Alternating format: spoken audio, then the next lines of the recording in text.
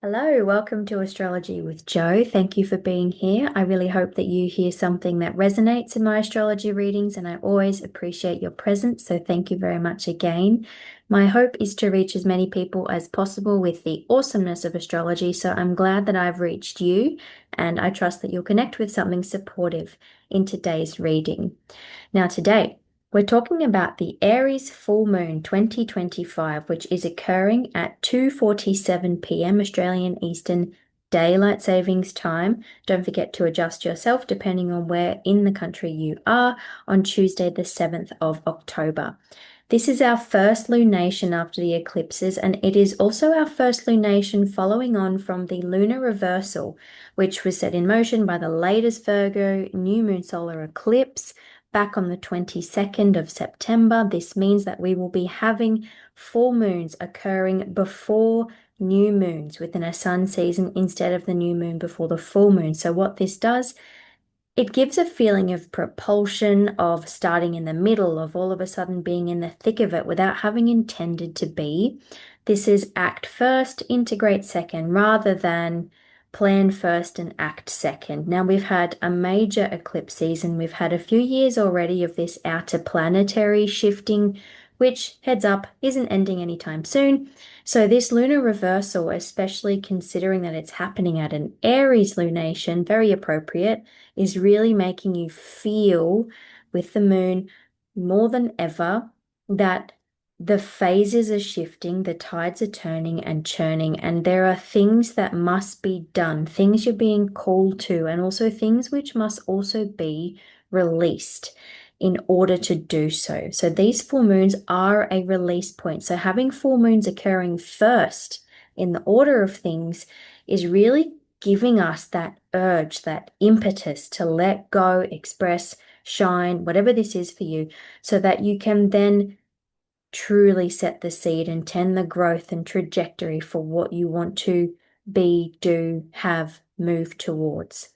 Now, this full moon also happens to be a supermoon, which means that it is at its closest orbit to Earth, or it will be at its closest orbit the day after this full moon. This doesn't make it as crazy as an eclipse, but it does intensify the energy, and things may be feeling even more potent, if possible, with Aries and more close and personal. Now, this full moon, it is the midpoint, the apex, the climax of the lunar cycle, which again is that reversal of sequence. So it's interesting and sometimes unnerving having this occur first before the new moon.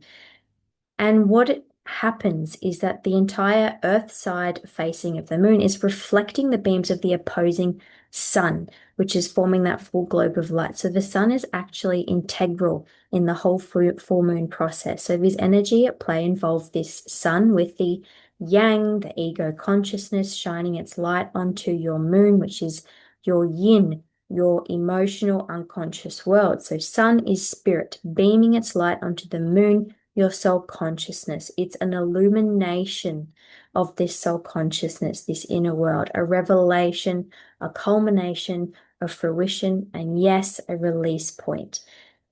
So your moon, your yin, is what is illuminated at this time. So this is your emotions, your inner private life and needs, your sense of home, safety, well-being, belonging, your vulnerability, your raw instinctive nature, your unconscious world. So this is the window to those divine liminal realms within, your ancient forgotten memories, your soul knowing. This is a very heightened time of powerful emotions, big expressions, and most of all, things coming into the light.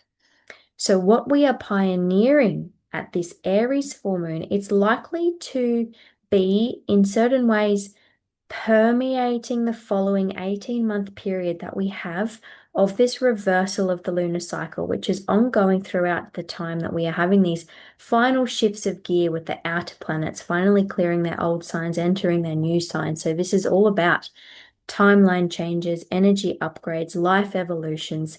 And the thing about this Aries full moon as well is that it makes no Ptolemaic connections or aspects. So it's technically making no major aspects to other planets and points. It makes minor aspects and it makes very wide major aspects. It's a very wide orb. So technically speaking, it is alone, untouched, the star of the show. So Aries already packs a punch, but this unfiltered, raw, pure energy that we have undiluted at this full moon is going to make this rather loud. Aries has already been quite forefront in your life this year because, of course, we've had the major ingress of outer planet Neptune into Aries coinciding with that Saturn entering Aries. These two are making their 36 yearly conjunction next year, and they've been traveling in an operational conjunction for a significant part of this year, which is why Aries has been so highlighted for you.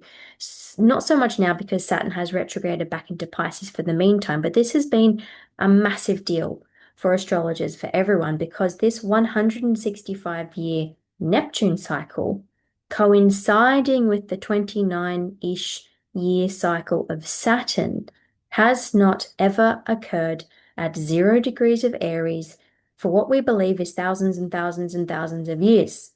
I know, so it's a big deal. So this is why the Aries themes in your life have probably been quite important, and this full moon may be echoing that. Now, if you haven't already, I strongly suggest finding in your birth chart the house with Aries on the cusp, and this will give you more insight into what developments are likely to be unfolding and how.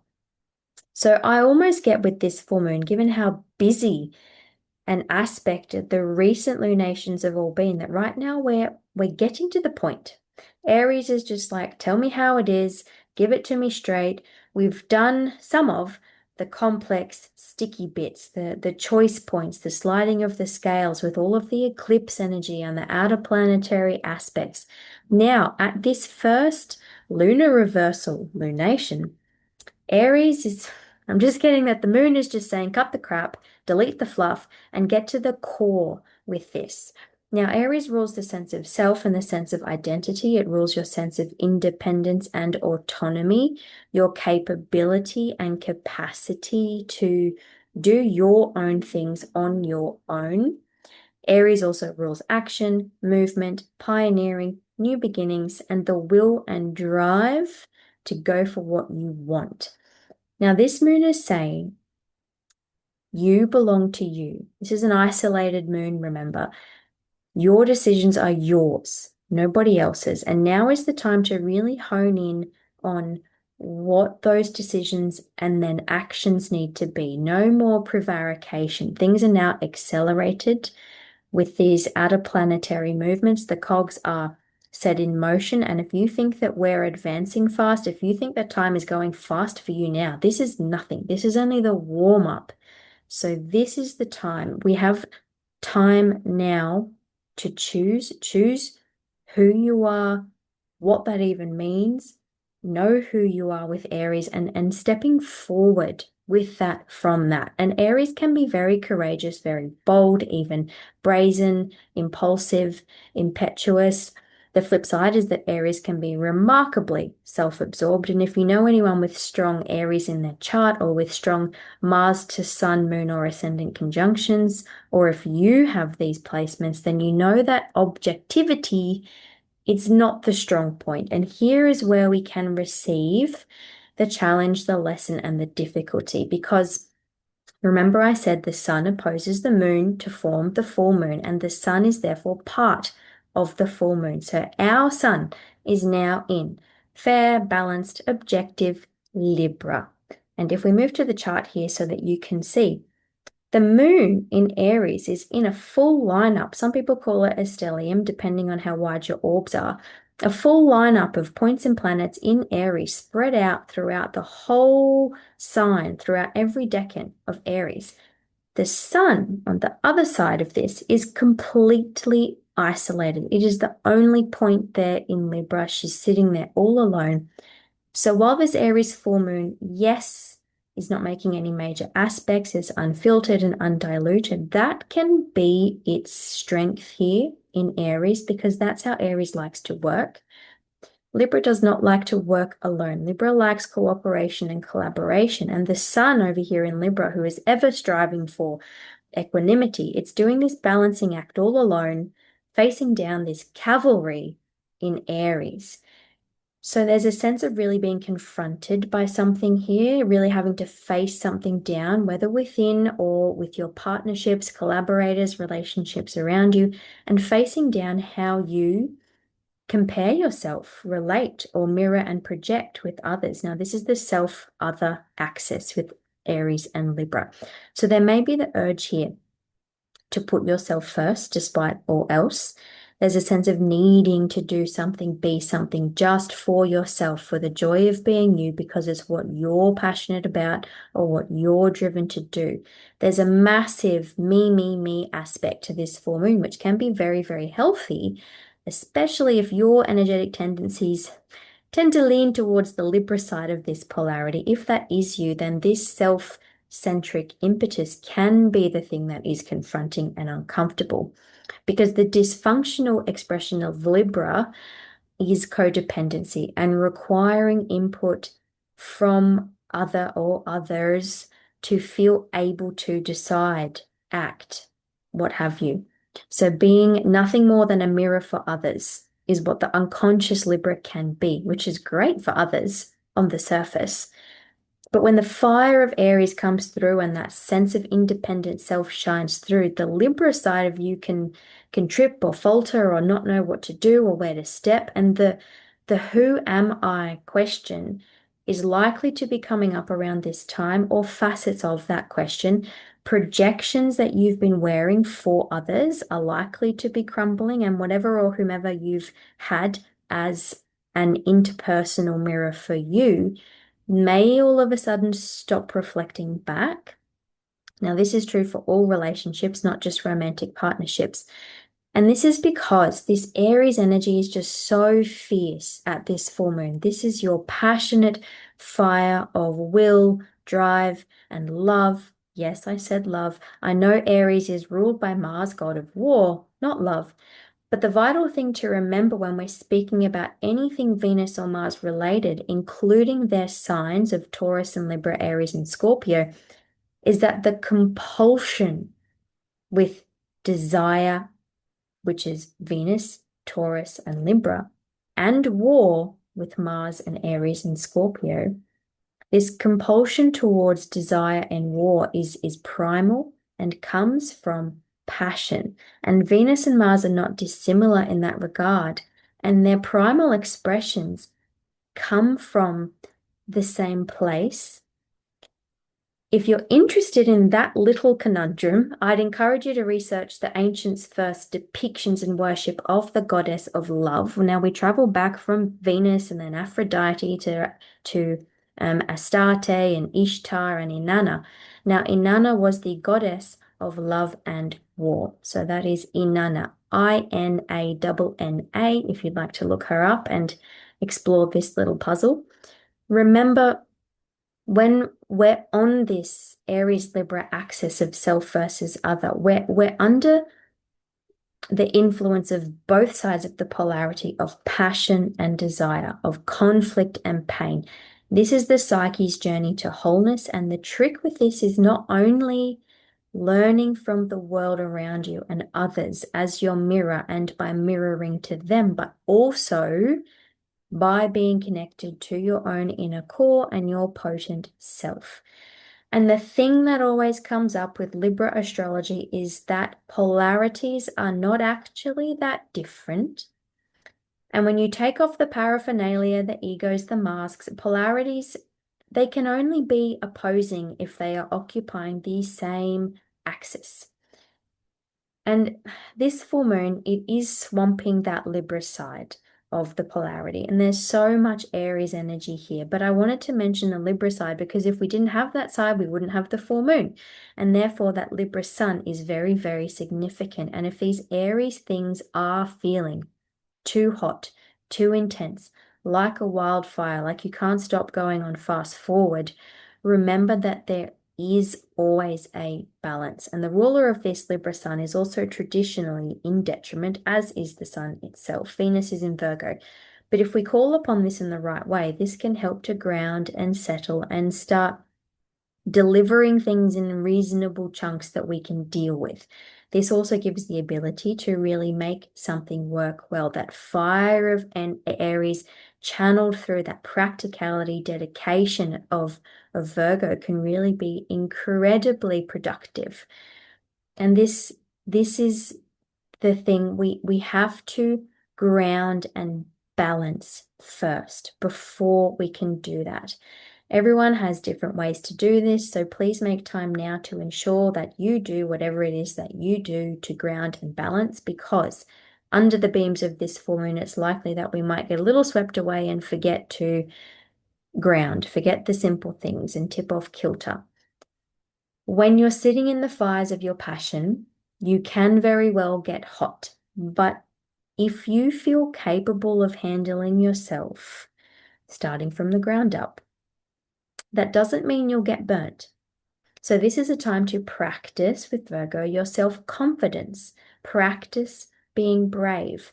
Now we have Ceres retrograde in Aries in the closest connection in a conjunction to the full moon. So this is about providing for, feeding and nurturing your sense of self. So this is both divine yin, divine mother archetypes with both Ceres and the moon joined in the sign of the archetypal yang. So these two forces of nature literally are telling your ego spirit, your sense of self, that you can do this. They're supporting you here. You can be this. You belong to yourself, if nothing else. You are safe to be yourself.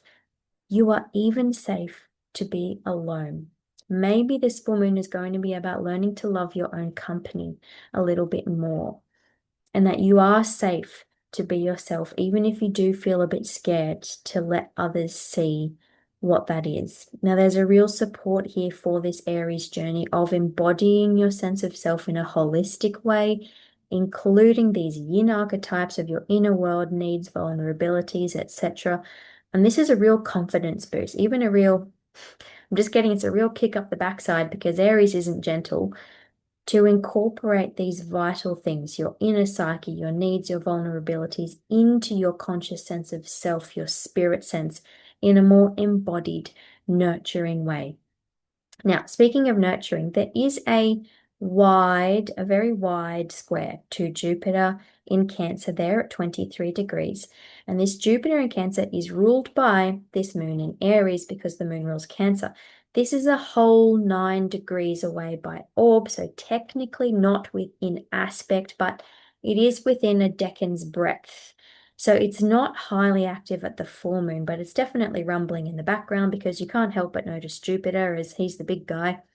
The moon is moving towards closing this 9-degree gap, though, and she will perfect this square to Jupiter the following morning, so the 8th of October, just after 5 a.m., and then it will pass over in conjunction to the Chiron-Eris combo after about 9 a.m. This is all in Australian Eastern Daylight Savings Time, just to be annoying for you.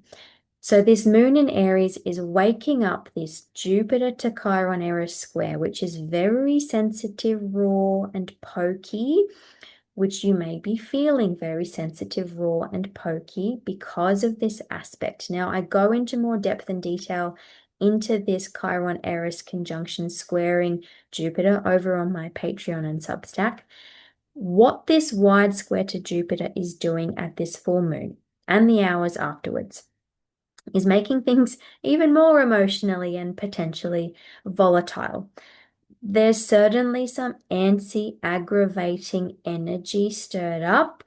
Frustrations can rear their ugly, prickly heads, because this is Aries, and Aries does rule anger, accidents, explosions, conflict, aggression, etc. So where you are harboring anger may be stirred around this full moon and the day after. So be mindful of that, and be mindful of others, because they are also under the influence of this full moon as well. Impulsivity and brashness may also feature, as well as a general sense of disorderly slapdash mayhem, with Eris, goddess of discord, being involved here. something feels with the moon and Jupiter in Cancer, it feels very touchy, very exposed even, and we can go into defense mode or attack to defend mode with Aries. We're feeling quite overprotective, even very triggerable. Emotions may very well be bubbling over around this time, even more so than a usual full moon, so be aware of that too. Jupiter makes everything seem bigger and more dramatic and just more than it actually is. So try not to let subjectivity take control. I mean, that's hard because both Aries and Cancer are highly personal, subjective signs. And there is a reactivity here with the Chiron-Eris conjunction being activated by the moon the next day, and there are sore points which you may be feeling strongly. Jupiter in Cancer squaring this Chiron-Eris conjunction and the moon, it can make this all feel big, okay?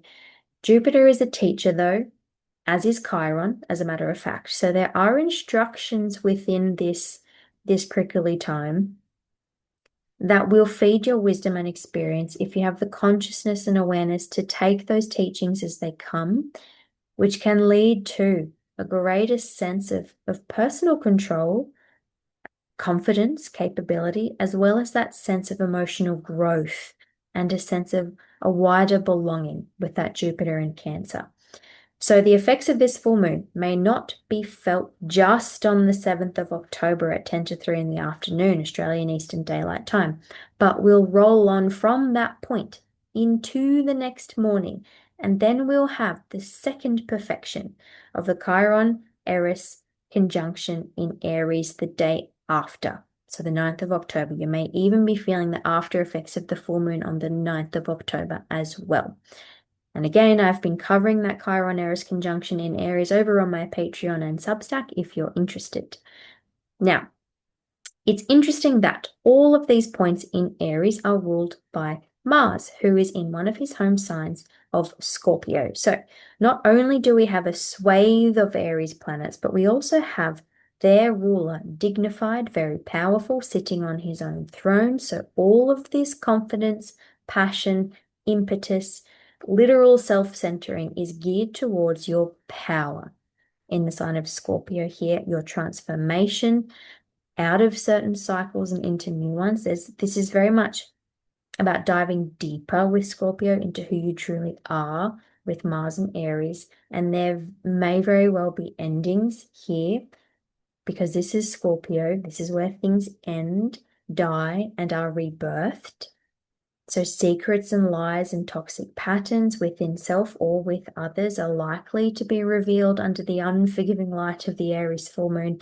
And there could be an uglier side to what is coming up for you. There is a watery background with this. You know, we've got this Jupiter in Cancer. We've got the ruler of this lunation in Scorpio. These are watery signs. So this is going to be quite an emotional time. And the things coming up for you may be hurt or betrayal or even trauma. And this is about deep psychology. So remember to be gentle with yourself as well. There may even be a reworking transformation of your very sense of self or some actions taken in terms of your self-assertion and sovereignty based on what is coming up here, based on what you have decided. And if you haven't decided on something, whatever that is, decisions will be made, and soon. Now, this ruler Mars, it's in a little quincunx to this full moon. Mars is at 10 degrees of Scorpio, and the full moon is at 14 degrees of Aries. So it's one of the closer aspects here. We also have Black Moon Lilith sitting in a conjunction to Mars, injecting her energy into the situation, even though she's a bit far out of orb to the full moon. Now, we know that the quincunx gives high creative potential through great discomfort. Woohoo! And this is basically everything I've been detailing here. So this may all be out of your comfort zone. Change and new cycles are daunting, and there may be a sense of even being out of your depth because Scorpio is just so deep. With Black Moon Lilith present with Mars, this may be a feeling of being shadowed or haunted by something, someone, some part of yourself, which is potentially rebutting these new avenues of passion and identity that you want to go towards because of fear, because of not wanting to be rejected or ostracized or defamed. And this is about pulling on your own inner resources with Scorpio and trusting. This is vital to Scorpio, trusting yourself. So this may be a journey of trust in knowing who or what to give your trust to, and knowing that that trust is so very precious. So this is with Black Moon Lilith present. This is the path to personal power and sovereignty and being yourself despite the responses from others, and making your own choices for your own highest benefit, even if it upsets others. We also have another quincunx, Joy, from this full moon to the south node in Virgo at 18 degrees. Now, Venus is in a conjunction to this south node, but like Black Moon Lilith, she's a little further out of orb to the moon itself. Now, do we have a yod? Look, it's very wide. Mars at 10 degrees and south node at 18 degrees. It's a bit too wide of an orb for me to make a base for these quincunxes, but I'll allow it because the energies are all still there, and Aries is just saying, it's like, just do it, get on with it. Okay, so we have a wonky yod. The south node at one side of the base of this yod is telling us that there are healthier ways to go about things, more holistic, functional, even sacred ways of being that you probably already know will serve your highest good if you're willing to let go of old ways of being, old modes of thinking. This is around your self-worth or your abundance or your relationships and your values, because Venus is here, conjunct the South Node. So this requirement to let go may also be highlighted at this time. I know I seem to say that this whole letting go thing is happening in every single forecast that I make, but look, it's just trending right now, okay? Knowing how beneficial it will be to release old patterns, old habits, old relationships, that doing so will directly feed your empowerment and enrich your resources, inner and outer. This is what may be confronting for you too, because this is all directed and influencing your confidence, your courage, your capability to be yourself, or in finding out what that means. And Aries is the pioneer. This is about breaking new ground, and it takes courage. It takes real courage and strength of will to do that. And again, broken record, there is a release and ending which must occur for you to be able to pioneer those new steps. And this release is what full moons are all about. So now is a good time. Stepping into the power, Mars and Lilith in Scorpio, the power of yourself with Aries, by releasing the South Node, what is no longer functional and healthy, especially in finances, self-worth concepts, values, and relationships with Venus. Remember, this Venus is ruling that lonely sun in Libra, which is being forced to realize that catering to others isn't necessarily the strongest or viable option right now. Self comes first here. And on the flip side of that, it is also very important to remain aware and conscious of your surroundings, because Aries can be, again, very self-centered, not even necessarily on purpose. And it's important to not overlook the needs and the rights of others around you, even though you are making decisions that are best for yourself as well. Okay, let's go into the tarot now. So today I'm using the Gill Tarot by Elizabeth Josephine Gill. It's an older deck and it's marvelously upfront, direct, and it's deceptively simple, which is all very Aries. Now, the Two of Pentacles came out, which in this deck is labeled Unity. Isn't this just beautiful? It's perfectly representing what I was saying about that Aries to Libra, Venus to Mars conundrum at the beginning of the reading about love and war coming from the same source.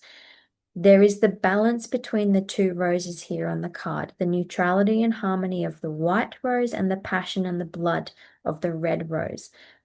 Roses, of course, symbolize desire, love, sexuality, and they are dualistic by nature, being so exquisitely beautiful to see and to smell, but so painful to touch because of the perilous thorns. So what I'm really getting strongly here is that there is a requirement to really highly respect that precious trust that I mentioned before with those Scorpio influences, but also to really highly respect your heart, respect the desires, respect your own love, respect your own sense of cherishing something, as well as respecting the love and regard that others have for you, which is what I said before about awareness of others, because this is something that self-absorbed Aries can actually neglect. Now, there's a sacredness to that precious sense of love and regard, as well as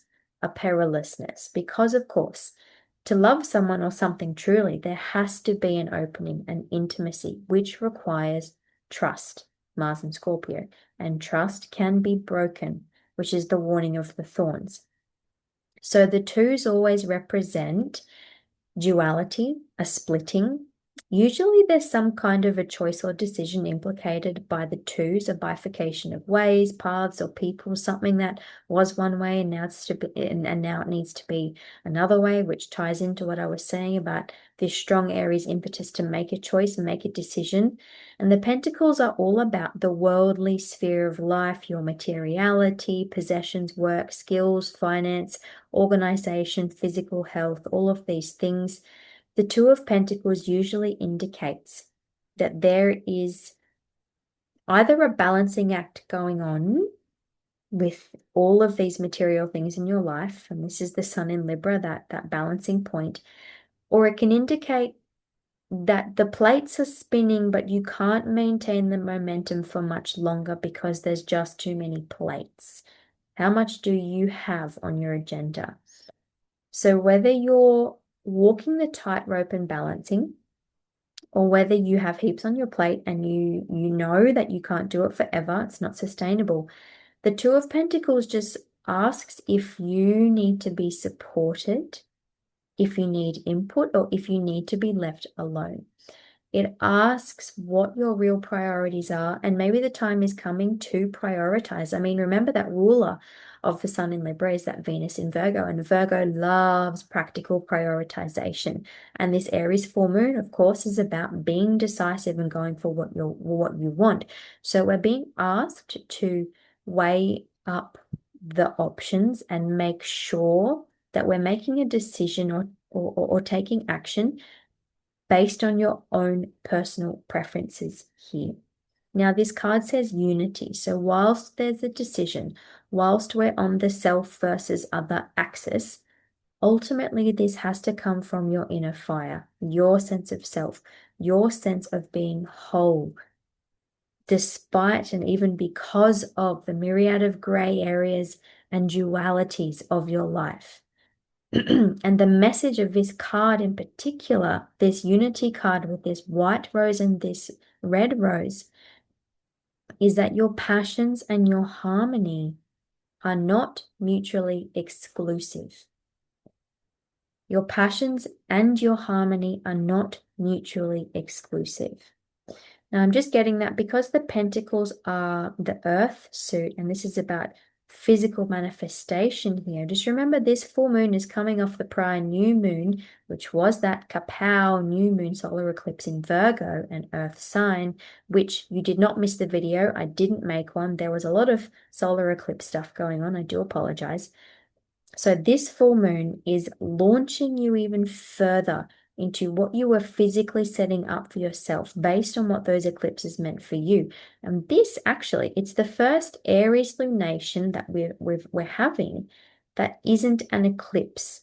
Okay, remember we've moved from the Aries Libra eclipses into the Pisces Virgo eclipses. So the last Aries eclipse was back on the 29th of March this year, 2025. It was a new moon solar eclipse as well, and it was coinciding with all of those new outer planet ingresses into Aries and your overall, therefore, your overall personal identity evolution about dreaming in your personal goals and passions. So you can link this right here, right now, back to the 29th of March as well, in terms of how your confidence and your sense of self and what you are building from that for yourself has evolved since then. So back to these roses, I mentioned pentacles and manifestation, that truly overused word, which is actually really powerful. It's why people overuse it. The rose has an incredibly strong, distinctive scent, which draws in the bees and the pollinating insects. So what are you now drawing in, magnetizing into your life to make real? What do you need to do to hone in on this? And do you need to stop juggling to maintain some balance? Does this mean prioritizing certain things over others and making some tough decisions? Does this mean just simplifying? I mean, Aries is upfront, basic, yes or no. Keep it simple. I'm going to end it on that note, actually. So thank you for listening to my reading on the Aries full moon 2025. I hope you enjoyed. Let me know in the comments if there's anything resonating strongly with you, or if you want to share your experience of your Aries journey at this full moon. Remember, if you think anyone else would benefit from listening to my astrology forecast, please like and share my work with others, because my aim is to help as many people as possible with the amazing things that astrology can provide. So remember, I do have a Patreon, Substack, Instagram. All links are in my YouTube blurb thing. Thank you so much again for being here, and ciao for now.